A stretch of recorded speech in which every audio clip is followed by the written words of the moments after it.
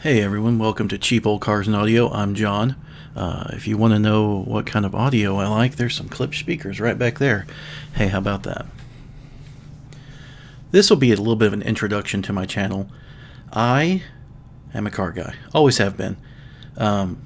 Smokey and the Bandit was what started it off for me. I was 4 years old, 1989. I saw Smokey and the Bandit on TV. It was the TV version with all the scum bum and everything instead of actual cuss words. And it was great. I loved it. The Trans Am was awesome.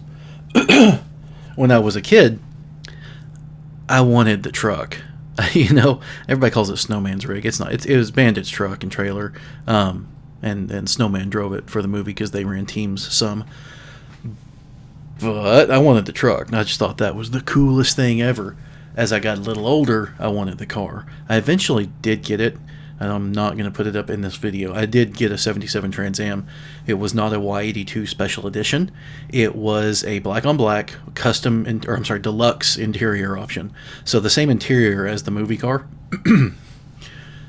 but it didn't have all the gold stripes, the gold engine turn dash, or the machine turn dash panel, and it didn't have the black trim. And so I did all that to it to make it look like a special edition car. I don't have that car anymore. I still remember the VIN number, even though I'm 40 now and I bought that car when I was 17. I sold it when I was 29. So I still now, 11 years later, remember that VIN number. I can tell you off the top of my head. The lady that owns the car now lives locally, and she's a friend. She's really cool, and she keeps the car very, very nice. So that's kind of my thing. So I had a 78 W72 WS6 Trans Am, and then the 77 Trans Am. Somewhere in there I had a 65 Mustang for a little while that was on bags. It was a project car. We never got to drive it. What else have I had? An 84 F-150 that was lower just a little bit. It was painted, so the truck was it was red and white from the factory, right? And red on top and bottom, then white down the middle between the body lines and the chrome trim. We painted it Victory Red, which is a Chevy color, and the white we used a Corvette specific Arctic white. The Ford white was a little more yellow, and the Chevy white was a little more towards blue. My allergies are killing me today. Allergies suck. If you can prevent allergies in any way, just try to stay away from it. There's nothing you can do. You're going to have them. Anyway, the white from Chevy was a little brighter, a little more on the blue side, so it looked better. And then the Chevy Victory Red is just a gorgeous red. So we painted the truck that color. Then I had some KMC Condors on it. Condors are a really similar style wheel to the Stealth. Except the Stealth had exposed lug nuts and the Condors had covered lug nuts, a cover plate over it. And the Condors had a dual bolt pattern, so they would actually fit Ford, Chevy, and Dodge trucks from back then. And so that was pretty cool. Those wheels look nice. The spokes actually matched the shape of the upper trim on the truck, the upper body line trim, and that was a really good fit for that truck. Had the 300 straight six and the Granny Gear 4-speed. I think it was MP85. I can't remember exactly now. I like all this stuff, as you can probably tell. And it was a good truck. It eventually got rear-ended. It stalled out on me one day when I was coming over a mile-long bridge over a river. It's roughly a mile long. It stalled out right when I got to the bridge, and I couldn't get over the top of the bridge. And so here I am sitting right just before the crest of a very long interstate bridge, and in a standard cab 80s F-150 and a newer, I say newer, this was back in like 2006, but so a 20-year-old now, geez, F-250 crew cab hit me going about 60 miles an hour. That totaled that truck. Like, there was not a good panel on it. I got hit in the rear, and the front bumper was bent. It was so horrible. There were two dents in the firewall where my feet were. The seat, the cab, and the front of the bed bent around my back. It was literally like in an arch. It was crazy. I don't know how I walked away from that. My head busted out the back window. Now, I had a Shelby-style steering wheel on it, the wood wheel with the metal spokes, and cut my hand right here on the side. And there was actually a vein sticking out of my hand, they feel like a rubber band. If you ever wanted to know what a vein feels like, it feels just like a rubber band. Let's see, car history. I'm kind of just going on about cars. I'm super into speakers and audio and all this stuff. I'm a little bit eclectic, and I'm probably have ADD and whatever. We're going to talk about cars and speakers. Probably more cars than speakers. So back behind me, here in my office, I'm kind of pivoting from cars. Back behind me, I have a Sony STR-DH190, which is a 100 watt per channel little amplifier, or receiver, I guess, because it picks up radio stations. And then I have two Klipsch speakers. They're 2 generations old now. They're RP, what are they? RP 160M, something like that. So they have a 6-inch woofer and I think a 1-inch tweeter, a titanium diaphragm tweeter. And in typical Klipsch fashion, they have a bit of a scooped out mid-range, and so some guitars don't quite come in all the way, but they're a fun speaker. I like Klipsch because, one, the main stuff, their higher end stuff, not these. This is the high end of the China stuff, but they're good stuff. It's made in Arkansas, Hope, Arkansas. I'm from Arkansas, so I think that's cool. But yeah, those sound pretty good. I have a few other little setups around the house that are pretty nice, and we'll check those out. They're not crazy nice because the name of this channel is Cheap Old Cars and Audio, right? So we're not talking about expensive stuff here. Like a set of speakers I have in my dining room, I got their Klipsch, their early 90s, made in Arkansas, the nicer stuff. But it's like the low end of the nicer stuff. And they were very damaged by a disgruntled customer. So I got them, fixed them up, and they sound great now. So that's cool. Car stuff. Moving forward through cars, I've had, I had a 01 Trans Am. We've had tons of Mustangs. I don't know how I do know how I settled on Mustangs. It was kind of weird, I guess, how I got to it. So I was always into the Trans Ams. I had the 77 and the 78. And then when I started dating this girl that had an 02 Mustang, this was in an 05. And she had bought the car in 04. It was still like the current body style. She was very proud to have like the current Mustang. And she was into cars, so she was a keeper, and she is a keeper. She's my wife. We've been married for 18 years now. But that Mustang, even though it was a V6, and we'll actually look at that Mustang later on in one of my different videos because we still have it. But even though it was a V6, it was just fun to drive. Now it's not fast, and I don't really care about straight line fast. I'm not a drag racer at all. Drag racing is fun. I enjoy doing it sometimes, but that's not my thing. I like corners, and so lightweight and a good balance and stuff is what I like. Mustangs, they're kind of front heavy. Whatever.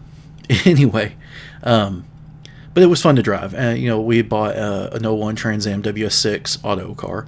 It was red. My dad still has it, and he's trying to sell it right now, actually. And when did we buy that? I think we bought that in 2008. And it was fun. It was a fun car, but the 4th gen F bodies have that hump on the passenger side footwell or floor right in front of the front passenger seat. And that hump, there's really nothing there, right? It was for a catalytic converter on the 3rd gen cars because the 4th gen F bodies are really a rebodied 3rd gen chassis, for the most part. And so it wasn't comfortable for my wife to ride in it, and if she can't really ride in it comfortably, then honestly, what's the point in having it? Because I'm not a selfish person when it comes to that type of stuff. I want my wife to enjoy this stuff with me. If she's not having a fun time, what's the point? I want her along for the ride. Not all of them. I go for more spirited drives by myself, but I think y'all might know what I mean. Like, I'm not so selfish and egotistical that I'm like, no, this is the way it has to be, and you can't have comfort. No, we're gonna both enjoy this, or we'll do something different. That's me. And so, sold that car. We've had Trailblazer SS, and I'm trying to remember. I've had a ton of Chevy trucks. My goodness. My daily right now is an 04 Extended Cab Silverado. It has 73,000 miles on it. I bought it 5 years ago, and it turned 60,000 on the way home when I bought it. So, yeah, that one's a fun truck. It's lowered on Hotchkiss coil springs in the front, and then Beltec leaf springs in the rear, and I have Bilstein shocks on it. It has some cross-drilled slotted rotors just for fun. Allergies, I'm telling you, it sucks. Anyway, and then some 20s. They look nice. It's it's knockoff honeycombs. I really like those. Everybody was running them for a while, honeycombs and snowflakes, but I like them. They look good. If you saw my Bullet video, you'll see that it has FR500 wheels, which is a similar style ish, kind of similar. It's kind of in that vein of like BBK LM wheels that I really like. I really like the the C5 Z06 wheels for the same reason. I'm all over the place. My goodness. So my car taste is, let's say, Tyler Hoover, but more towards the American car side of it. I see 0 point in all these European cars that just break constantly and cost an arm and a leg to keep running. It's just absolutely silly. I'd love to have a E46 M3, right? Great looking car, especially in Laguna Seca blue. Would love to have one of those. I would be honestly too afraid to drive it because everything goes wrong with those cars. Now I know there's going to be people that say no, they're fine. You can drive, with this maintenance and that maintenance and stuff. Guys, I'm used to like Chevy trucks and Mustangs. You can beat on these things forever, and like you only have to do basic maintenance. And when I say basic maintenance, I mean literally like spark plugs and oil changes, right? As long as you leave them in stock. You go modding anything, and it obviously that changes the longevity of the vehicle. But like the E46 M3, every time I look at them, every time I look at like common problems, I mean, obviously there's the rod bearing issue and then the tearing of their subframe, the rear subframe stuff, and there's some other little things, but it's all the little electrical hang-ups and all the little things that can happen to that. It turns me off. It really does. And then, you see like Tyler Hoover going and buying all these, 20, 30-year-old, let's say not 30-year-old, but 20-ish-year-old European cars, BMWs, Mercedes, different things. And honestly, they all need so much. It's just like, what's the point? Yeah, cool. It drives great and it feels awesome when it drives. Maybe my car doesn't feel as awesome. I don't know, honestly. I've driven a BMW, but like an 80s BMW, whatever. I need to experience more cars. That's something that really needs to happen. I need to experience more cars. Because maybe I'm missing out on something great that I don't even know about. This could be a thing. I want to see 5 Vet. I might have ADD. We don't know. I'm all over the place. I really want to see 5 Vet, but that's because I know they handle well. They're generally considered to be a good handling car. Excuse me. There's a cold front moving through, right? This is my life. There's a cold front moving through, I'm coughing. There's a warm front moving through, a high pressure, I'm coughing. Just all the time. Anyway, so yeah, I like cars. I'm into this stuff. My wife has an 05 Escalade with the LQ9 in it, so that's the 345 horse 6-liter. My truck has an LM7 5.3. I have 2 bullets out there. If you saw my other video, you saw the green one, and or I'm sorry, the blue one, the one of 722. My neighbor just drove through my yard a little bit. I'm gonna have to talk to him about that. Anywho, no, he's just trying to back in, or whatever. So yeah, the blue bullet, and I have a green bullet that I intend to sell to my son. Then we have the red V6 that we still have from my wife bought it in 04. And then we also have 2004 Azure Blue Mach 1 Auto. Everyone hates the Auto, right? I don't know. They're fun. Like, it's not the forged crank. It's not the 6,900 RPM Redline or whatever. But I've had an Auto Mach in the past, and it was really fun. It was modded some, and honestly, this is going to be tough to say for like a naturally aspirated 4-valve Mustang from that era, but it was too fast for what I was doing with it. Like I've said, I like curvy roads. I like going out and the Ozark Mountains, because I'm in Arkansas, and just running through all these curvy roads and stuff. And I run into a problem where if I'm hitting 140 between corners, that's probably not the best thing to do. And so it's one of those things where I enjoy a slower car a little bit more, because you can stay in the gas longer. You can run through the gears, like all the way through a few gears, in a slower car. I know if I get a C5 Vet, that won't be the case. It'll be quicker, especially if I end up with a Z06. So, yeah, on that, like, I don't know. I need to experience more things, but when I go out and I run and I drive and on these roads, never is there a car gaining on me. Never is there a motorcycle gaining on me. And I know there's definitely some and some people that easily could, quite a few, I'm sure. but I'm typically the quickest one out there. I'm passing and moving on from people and everything, and I'm in a 265 horsepower Bullet Mustang. It does have 410s, right? Um, and it's not that I'm fast, because I'm not that fast. I don't know. Maybe I'm cornering at a speed that most people are not comfortable with. I don't want to say that. I don't want to brag. I'm not better than anybody else. I don't know, but I know that every time I take the cars out, no one ever catches me. I say that, and get me in a group of guys that are actually kind of similar minded, and I'd probably get stomped and run away from. That's fine. I'm not saying like I'm not saying I'm better. I'm just a dude that likes cars, and I want to experience more and better cars. But then there's also the thing of, with 350, 400 horse between corners, if I'm trying to run all the way through third, so it's like jail speeds. You know what I'm saying? Yeah. I hope you know what I'm saying. Again, this is wild. I need to do another video and talk about the Z06 Corvette. It's Nürburgring time. They just ran it around the Z06. I'm sorry, ZR1 Corvette and the ZR1X with the hybrid drivetrain. Those things are quick. I have a thought. I'm going to go ahead and get the thought out a little bit here while I'm here. Why not? It's the tires. Like, the car is beyond capable. I saw one guy, his ZR1 is dynoing at I think it was dynoing at 1,030 to the wheels. And so I don't know what kind of drivetrains losses those have, being that it's a rear engine car, and typically what we look at for are like 15 to 20% driveline loss is like front engine, then the transmission, then the drive shaft, and rear end. But that's all like the transaxle's all bolted right to the engine, and it's all right there. So maybe there's less driveline loss, but the car's only rated from the factory to 1,064 horsepower, and it's putting 1,030 or so to the wheels.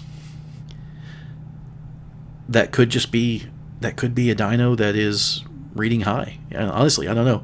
But anywhere near 1,000 to the wheels in that car, you'd think it's making more than 1,064 flywheel. But so the cars are beyond capable. The aerodynamics are great. The suspensions are great. Engines are great. But a lot of that lap time would come down to tires that are essentially track day tires that only last 1,000, 2,000 miles or so. Are we really so worried about lap times? I guess everyone is. Maybe I'm like the weird one or something, because I'm not worried about the lap time so much as having a good time, right? And so if this new car comes out and it can do this crazy awesome lap time, but you want to run tires on it like Michelin Pilot Sports that are good tires but last a little bit longer, let's say you want to run like the 4S or something, and you want the tire to last 10,000 miles or so and not 2,000 miles, and you're not going to have that same performance. You're not going to have that same cornering capability. And so I kind of say, hey, what's the point? Is there a point in tire technology where we kind of cut it off a little bit and say, okay, for our lap times, this kind of tire right here is where you stop. You don't really go any stickier than that. So I guess to me, it's like, what is the actual improvement in the car? If you can't show me the actual improvement in the car if this tire is like wet gum and you touch it and it just like sticks to everything, right? I don't know. Maybe I'm barking up a tree that no one else barks up. I don't have a clue here. It really seems like the cars were getting faster through the 90s, 2000s, early 2010s, and then we kind of hit a wall for a bit, and nothing was getting really quicker. There were cars with higher top speeds and things, but the quickness of them was kind of stalled out, and then all of a sudden we got cars doing like low 2 second 0 to 60s, and most of them are all-wheel drive, right? But then you got like this new ZR1 Corvette, low 2 0 to 60s, just rear-wheel drive. Obviously the engine's back there, so you got extra weight on the rear tires, but it's because the tires are very sticky. So, I don't know. It just feels a little off to me, I guess, that they can be that quick but you're really not going to get anywhere near that kind of performance on the street, because even just driving around on the street, that type of tire is not warm enough. This was supposed to be an introduction to my channel. This is my head. This is what's going on. Maybe someone is entertained by this. I won't have a clue. I hope that you are. But I'm going to ramble about speakers. I'm going to ramble about radios. I'm going to ramble about cars. I can do this for hours on end. It's enjoyable to me. Let's hit that like button. Let's hit that subscribe button. Let's hit that notification bell, because quite frankly, my ADD brain or ADHD brain or whatever, it doesn't work well in a office setting. I'm too spastic for that. I need to try to make money somewhere else. On YouTube, you have to have 1,000 subscribers, 4,000 hours of watch time in a 12-month period to get revenue, and then beyond that, you have to have videos doing 3 to 4 or 5,000 views each to make any kind of money that would be considered livable. So that's a big, big, lofty goal. I don't know if I can do it, but while I'm not working right now, I'm going to cover that too really quick before I go. I got tired of the corporate thing, and I have a family who has a health issue, or a family member who has a health issue, and so I stepped away from my job to help out getting that person situated and changing some stuff in our lives here, my wife and my son, changing some things in our lives so we can better support that family member. Didn't have to step away from my job, but it was also the right time, because they were just continuously loading me up with all the corporate nonsense of, hey, just meetings all day, and then you got to do your work who knows when, but then, hey, here's more work, and here's more work, and here's more work, and here's more meetings. And at some point, it's just like, okay, how productive do you want me to be on any one thing? Because I'm currently being only this productive on 1,000 things in a day, and it's just kind of dumb. So we're trying this. We're trying something that I'm in control of, something that I can do. I can make videos as I want, put them out. Yeah, all that stuff. Anyway, I will ramble forever. Like and subscribe. Please, I hope, if you want to, if you enjoy this, I won't always be this kind of here and there. I'm just starting this channel out, so there's a little new, and it's a lot of ideas and a lot of things I'm thinking about and want to cover. And yeah, this will be fun though. I think this will be fun. See you later.